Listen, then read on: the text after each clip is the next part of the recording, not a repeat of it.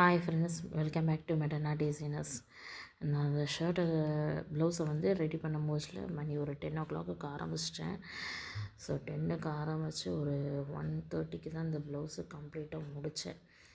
So அந்த அக்கா வந்து திடீர்னு வந்து, மேம் நாளைக்கு ஒரு அர்ஜெண்ட்டாக ஒரு கல்யாணம் போகணும் மேம், நான் ப்ளவுஸ் எடுத்துகிட்டு வந்துட்டேன், நான் எனக்கு ரெடிமேடில் அந்த ஆரி ஒர்க் போட்ட ப்ளவுஸ் மெட்டீரியல் எடுத்து வந்திருக்கேன், எனக்கு தயவு செஞ்சு தைச்சி கொடுத்துருங்க மேம், நாளைக்கு நான் மத்தியானம் வந்து வாங்கிக்கிறேன், எனக்கு ஈவினிங் தான் மேரேஜ், எப்படியாச்சும் ஸ்டிச் பண்ணி தந்துடுங்க அப்படின்னாங்க.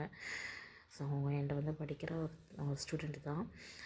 ஸோ சரி ஓகே நான் பண்ணி தந்துடுறேன் அப்படின்ட்டேன். ஆனால் எனக்கு எப்படி முடிக்க போகிறேன்னே எனக்கு தெரியல அப்படிங்கிற ஒரு ஃபீலில் தான் பண்ணேன். ஸோ ஈவினிங்கே வந்து ப்ளவுஸ் கட் பண்ணிடலாம் வச்சுட்டு, ஸோ ஸ்டிச்சிங் ப்ராசஸும் ஒரு 10 o'clock ஸ்டார்ட் பண்ணேன். என் பேபியை தூங்கி வச்சுட்டு நைட் ஒர்க் பார்க்கக்கூடாது அப்படின்ட்டு ரொம்ப ட்ரை பண்ணுறான்.